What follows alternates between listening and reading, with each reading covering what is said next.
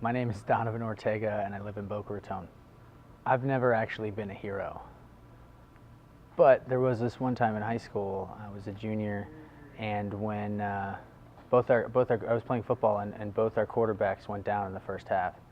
So in the second half, I played a little quarterback, so I got put in the game. I think we were doing okay. We scored a touchdown, but I threw an interception and we lost. So I wasn't actually a hero at that moment. A month ago, I was in Boca driving down Federal Highway. There was an accident and it looked fresh. A Mercedes had met a palm tree in the median. Its front end had crumpled like tinfoil. Generally, I avoid these kinds of things, but I was in the left lane and to my right, a steady parade of traffic made a merge look dangerous, and I'll confess, I was interested in the wreck. I rolled forward and came to a stop about 25 yards from the accident. Parked in the median beside me was another car. A young guy with a shaved head sat in the passenger seat smoking a cigarette. I rolled down my window and asked, "What happened?" "That bitch just ran into a tree," he said.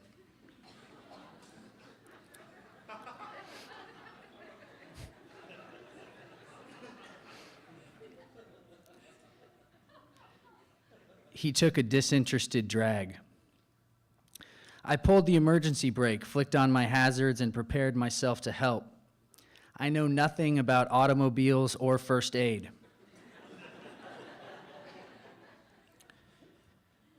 But I have dreams of saving screaming children from burning school buses.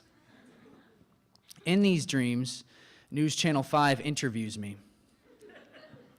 I'm always very humble in the interview. I just do what I have to do.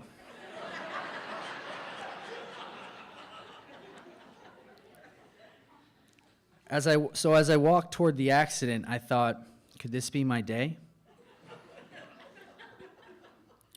A man wearing a blue business suit was talking to 911. "It's on Federal Highway just north of, what's the road?" he asked, no one in particular. "It's Yamato," I said. He didn't hear me. I walked closer. I said, "It's Yamato." "Yamato," he said. "Federal and Yamato. That's where we are." I was pleased I had helped.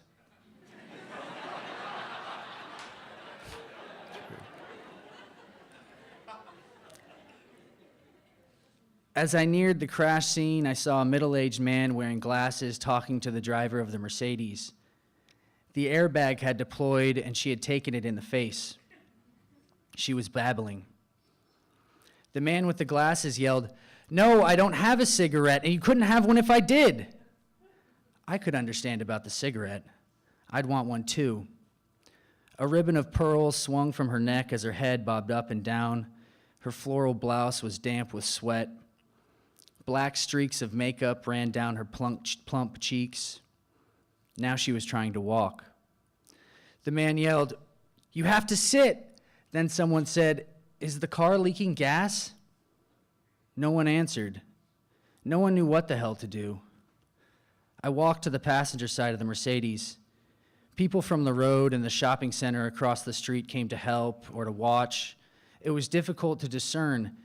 It was difficult to discern my own intentions. I felt like a very involved rubbernecker.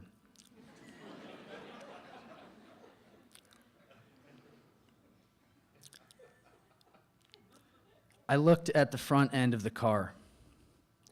There was a painful-looking gash at the base of the tree.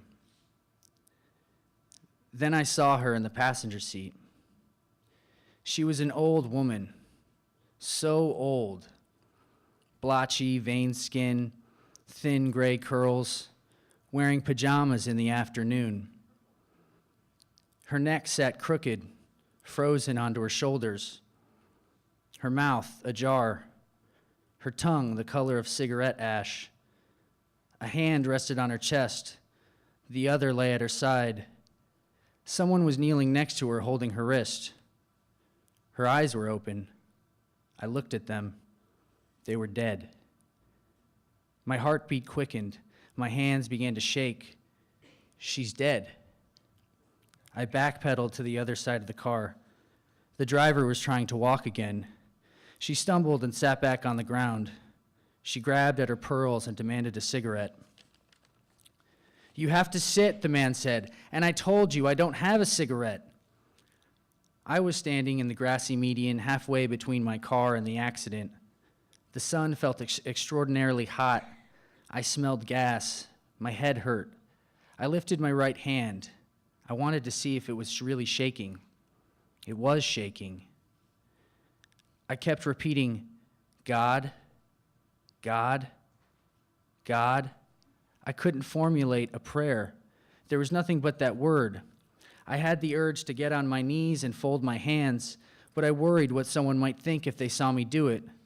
But still, I wanted to get on my knees and say a prayer for that woman. She's dead.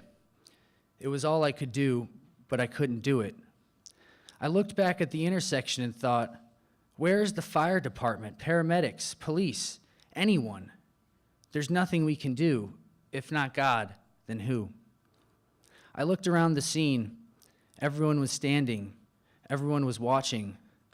A girl riding a scooter eased up on the throttle and peered into the wreckage before speeding off. Then someone said, "She's got a pulse, but the ambulance better get here or she's not going to make it."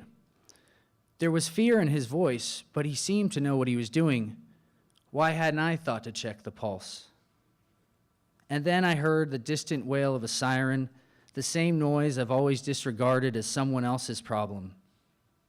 But those were our sirens. They were coming to help us. Then a burst from a foghorn and the fire engine was at the intersection.